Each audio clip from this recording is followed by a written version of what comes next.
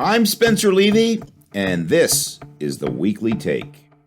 On our previous episode, we began a conversation about women in real estate. It was in honor of Women's History Month and International Women's Day, of course. But it's an important topic that's bigger than any simple calendar event. On this episode, we return to that roundtable. In part 2 of our series, 3 leaders share more business savvy and help shine a light into a future where new values, changing priorities, and unconventional ways of working are increasingly the norm.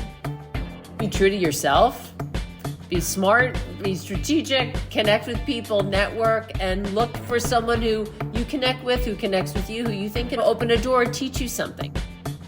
That's Benji Baer, CBRE's Chief Marketing Officer and a 20-year veteran of the financial services sector. There's this imposter syndrome sometimes, or, am I good enough? What's the roadmap to being an executive? And that's Allison Kaplan, CBRE's Chief People Officer, who heads up talent at CBRE and recently celebrated her 18th year at the company. What we do every day is as much about contributing to the company as it is about taking pride in what we do. And that's Wendy Mann, CEO of the Commercial Real Estate Women's Network, better known as CREW, the world's largest organization dedicated to advancing women in the industry. In part 1, we focused largely on the pandemic and its disproportionate impact on women, but also on progress and even some silver linings. If you missed that episode, I encourage you to check it out. Now, our roundtable gets more practical, with advice for women, or anyone frankly, as we figure out how to navigate the workplace of tomorrow. We'll talk about mindsets, the value of mentors, and, politically incorrect as it may be, some differences between men and women from the office to the golf course or any place business gets done. Coming up, part 2 of our series on women in commercial real estate and the business world of the future. That's right now on the Weekly Take.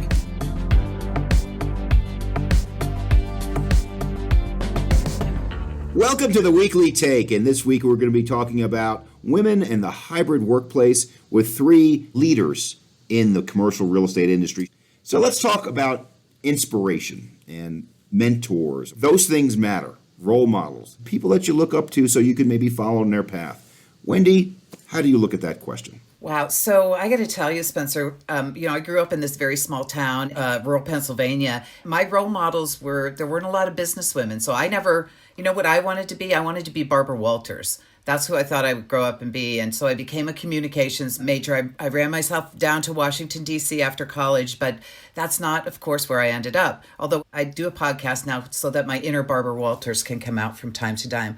But I will tell you that there were 2 influential folks in my career. One was a gentleman by the name of Steve Carey. And we talk about how men can support women in our work life and careers. He was the most awesome leader, and I talk about him sometimes in speeches because he was a pathfinder in Vietnam. So he had this special way of taking care of people and leading people. And when I think back to him, and it comes to me often since I took this job 5 years ago, whenever I'm in difficult situations, he's passed on now, but he's in the back of my head. And I think, what would Steve do? Because he was so generous of teaching and taking a chance and letting you take risks and supporting you. And then the other one is my second boss after Steve left in the same job was a woman by the name of Susan Sarfati. When she first came, her first day, first CEO job she ever had, she said to all of us, the staff in the room, she said, "Well, I think everybody works for themselves." And I'm thinking, that's crazy. We work for her. But you know what? I can tell you 20 years later, she is absolutely right, because what we do every day is as much about contributing to the company as it is about taking pride in what we do. And so those things stick with me as kind of mantras on my leadership, is being a pathfinder and doing face-to-face really and working for ourselves. Benji, same question about inspiration, but I'd like to add another wrinkle to it, which is just some tactical advice to younger professionals, how they find that role model and how they can find that leadership example. Yep.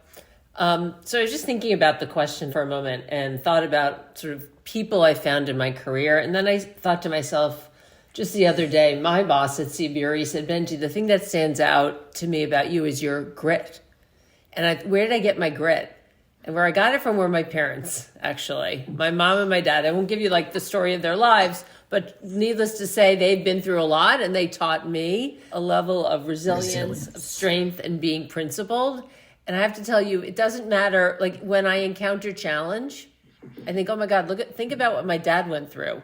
Like, this is easy. I think about my stepfather who ran, actually was a hospital administrator. I'll never forget, he said to me once when I was having that inner angst that we all have had and nervous about work and am I good enough? And he said, Benji, it's a game. And I'm going to tell you, men think about work as a game. It's a game of chess. It's a game on the football field. It's just a different, and it shifted my mindset in a heartbeat to not make it so personal and not make it all so painful, and to start to think about it more as a bit of a game, not to make light of the work I was doing, but it just was a really important mindset. I've had great mentors in my actual career, Barbara Krumsick being one of them, who is really a senior female woman who went on to become the CEO of Calvert Funds. But I generally found people who saw something in me before I saw it in myself and kind of allowed me and opened a door to an opportunity. I know, Spence, you want me to talk more tactically about advice that I can give to young people. I think it is be true to yourself.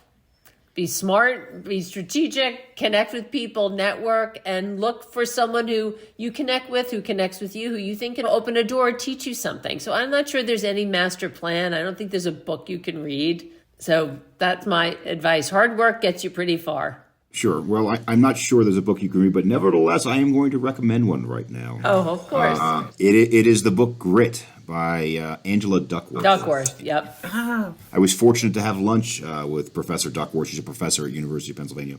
And book I recommend all the time about grit being the number one characteristic of getting through. And to quote one of my great friends and mentors at this company, Laura O'Brien, she's taught me through my career that the job world isn't a ladder, it's a jungle gym. Sometimes you're on the slide, sometimes you're on the monkey bars, sometimes you're on top of the thing. The bottom line is this: be gritty and keep moving forward. Allison, your point of view on inspiration and some tactical advice on how to find mentors and leaders.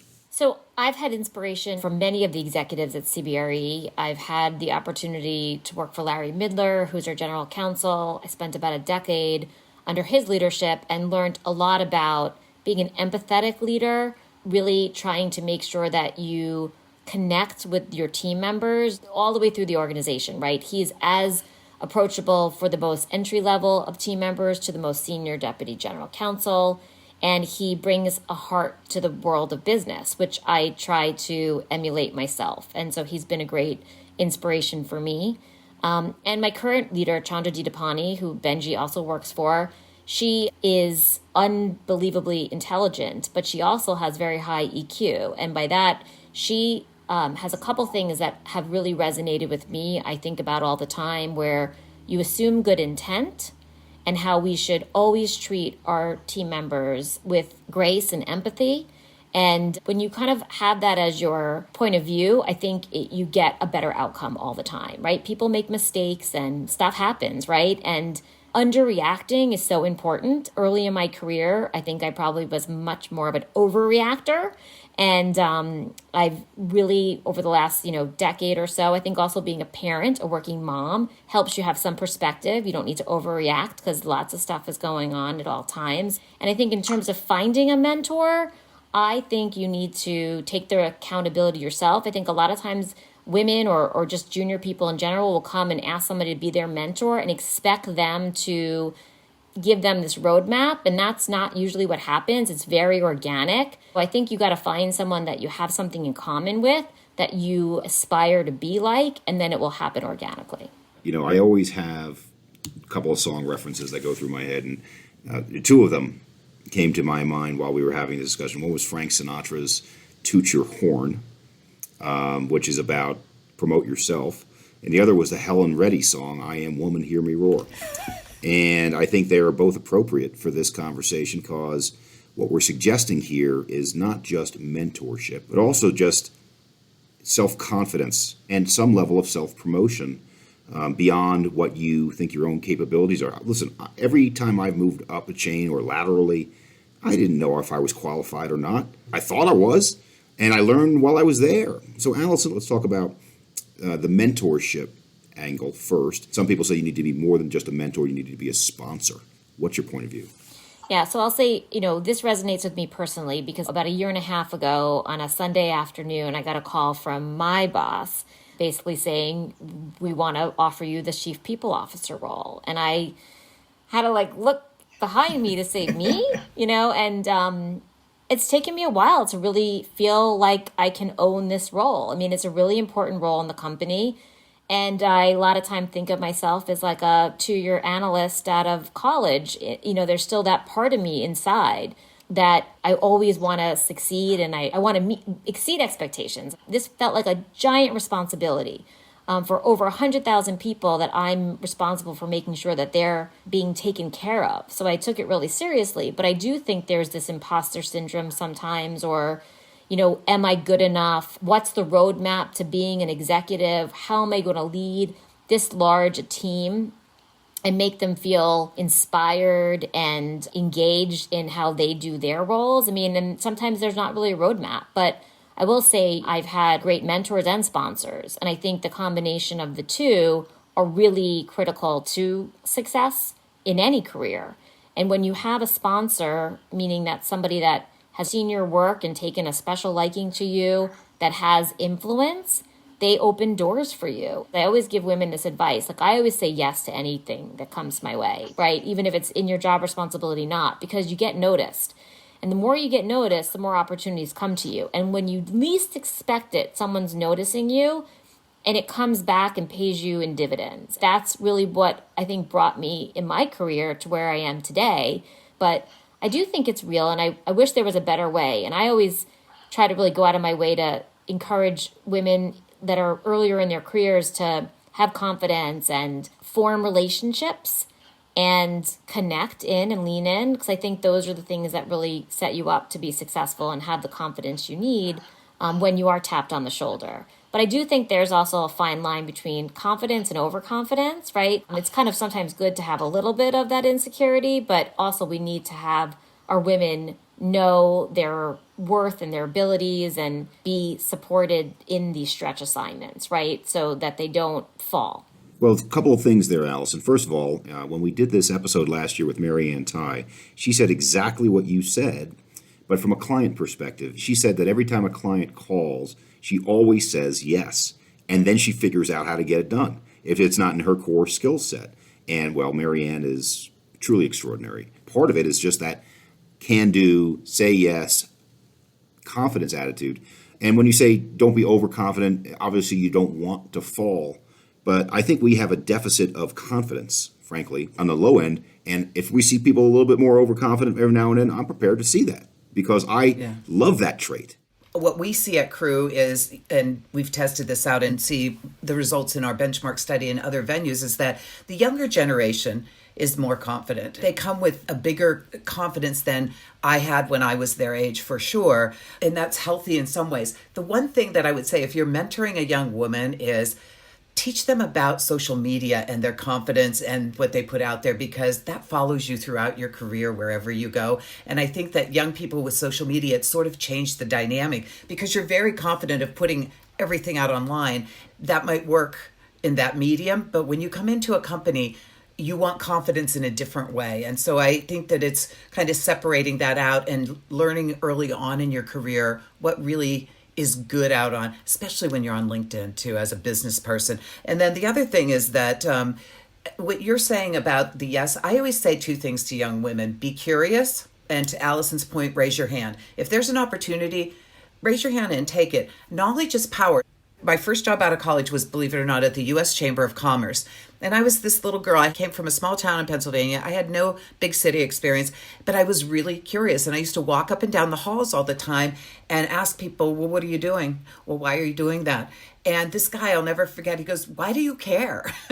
and I said, "Because I'm curious to understand how this works. I want to know the business. I want to understand this business I'm working in. And I can stay down in my department all day long, but I want to understand how it works with your department." And I think that curiosity really goes a long way, no matter where you are in your career, what point you are. And you can approach so much with that curiosity and then build on that knowledge as you gain it. So I think those are some things that I think are additive to the thought. And I see Allison smiling. I'm like, either she agrees with me or she's been there.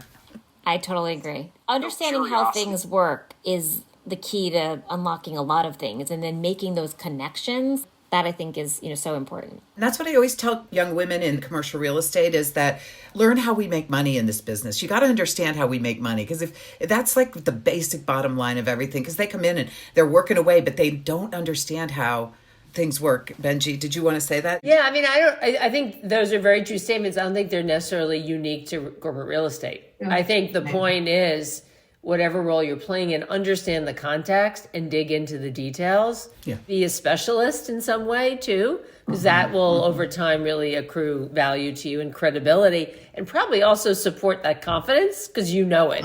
Allison brought up connecting the dots, how it all works together. Coming right back to that, I don't know how I'm going to be able to do that online. And I think that it's just a much higher bar. Even if you're in the same meeting, you're not walking to the coffee machine. You're not walking downstairs for a cup of coffee. So, Benji, maybe I'm wrong about my concerns about flexibility. Am I wrong? So I was at JP Morgan for about 10 years before I came here. And I would say it was like a social network of people we had a Starbucks on like the second floor.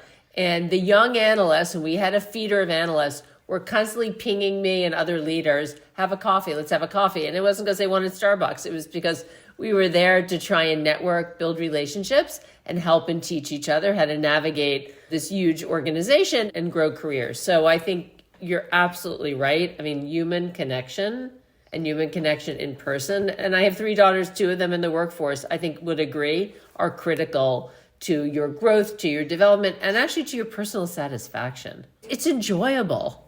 Yeah. It's great to be with people. I was back in the office last week, and I'm like the happiest person, starting to meet with people and starting to socialize more after work and before work.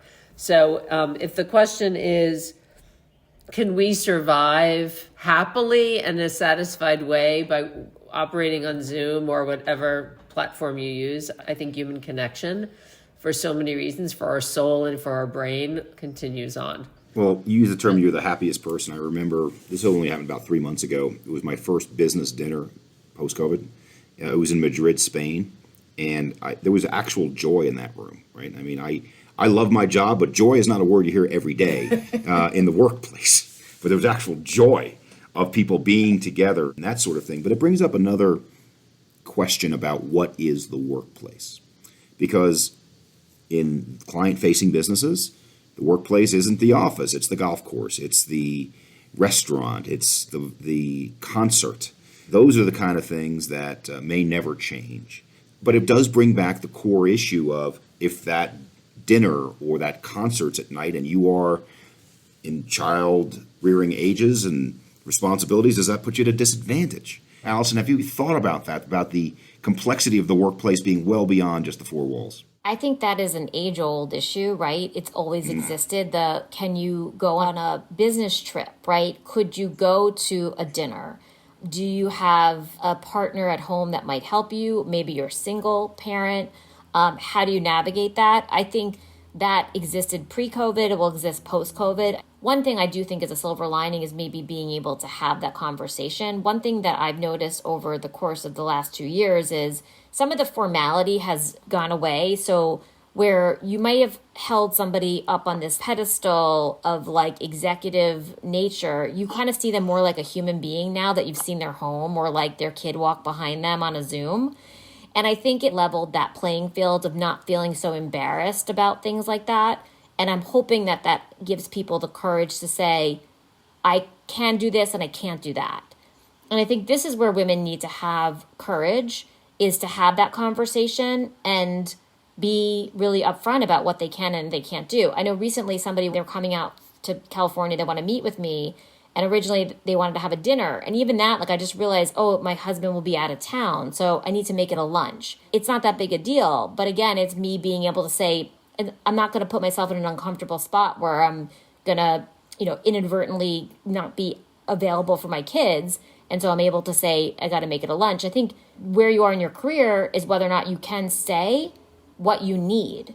And I think that's what we have to be teaching women, is to say what you need and lean in where you can, and then, be absent where you have to be. Work is done in so many places now, meaning the golf course, the social dinner, and part of Crew Network's thing, at these industry meetings and luncheons. And I do think that people want to be together. I think there are more women than ever playing golf, Spencer, just so you know. I am not on the golf course officially yet because I'm not good enough, but there is more of that happening. So I think work happens everywhere. I think the thing about being in the office and not being in the office and what that means for women and for everyone is, there's that old saying that culture trumps strategy. And I say culture trumps everything now. Since the pandemic, culture trumps everything. And how do you keep culture when culture has to be spread out over the airwaves? How can we as leaders ensure that when we're bringing new people on, that they feel the culture of the organization, they feel engaged? Does that have to be in person?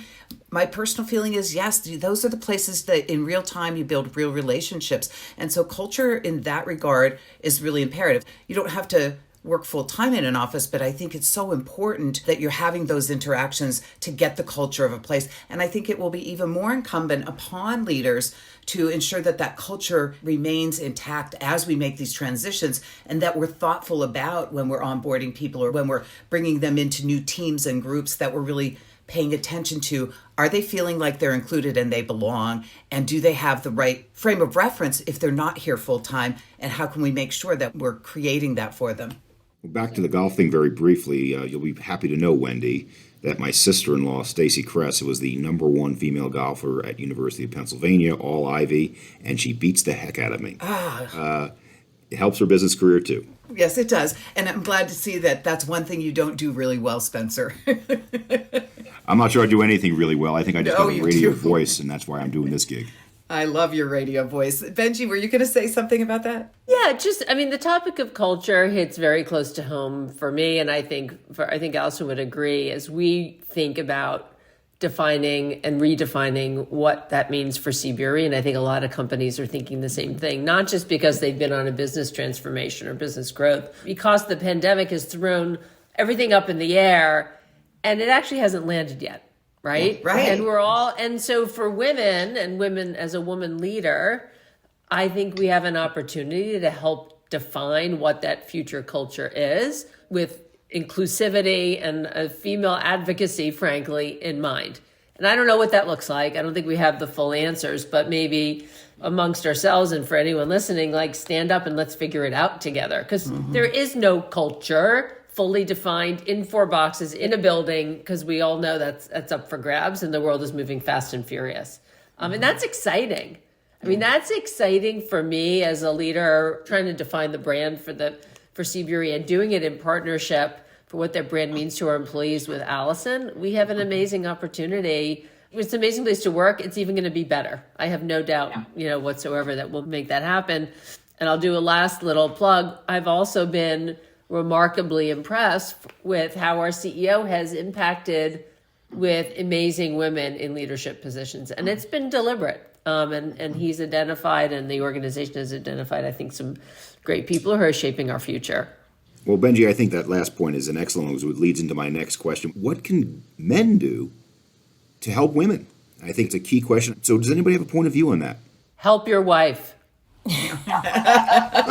Yes, and well, so I would say that, going back to our research, I think the most important thing, and I think men need to make the commitment, and as I said, wherever your leader is in the organization, whether it's at the top, which we know things change when the person at the top makes the decision they're going to change and holds everyone else accountable. But first and foremost, according to our study, instituting flexible work, it's not really a choice. It's if you want to keep women, and actually all people now, but 41% of the women in our study prioritize that. And what shifted is, it's interesting that in our last study, work-life balance didn't come up at all as one of the top 5 things that women were concerned about. It's number 1 now. And so I think that men recognizing, and I think honestly, if you're a husband and a father, you do recognize it. And I see more husbands and fathers taking those steps with their workforce.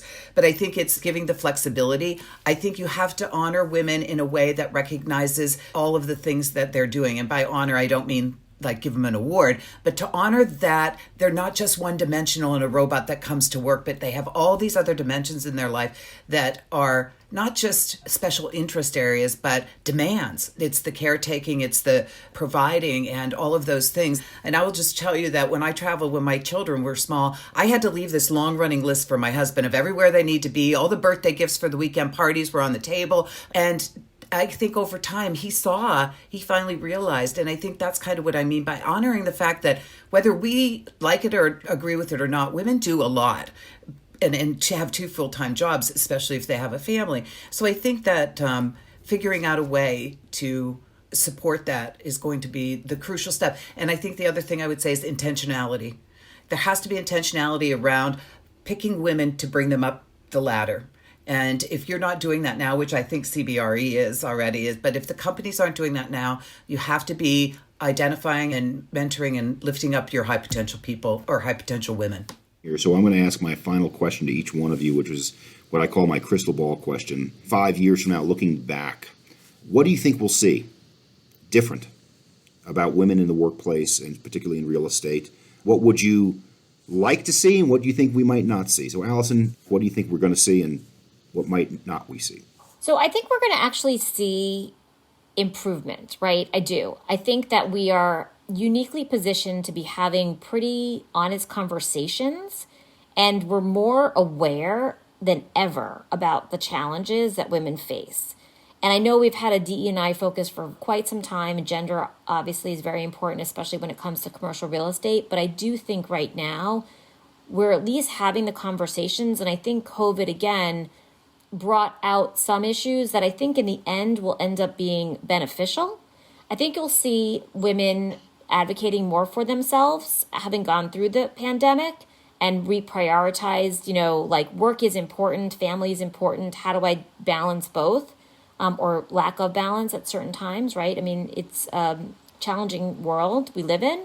But I think in the end, in 5 years from now, we're going to look back and say that it was an accelerant of having more hybrid or flexibility for women, and we will see women continue to advance. I really do. Okay, Benji, same question. 5 years from now, looking back, what do you think is going to happen and what might not happen?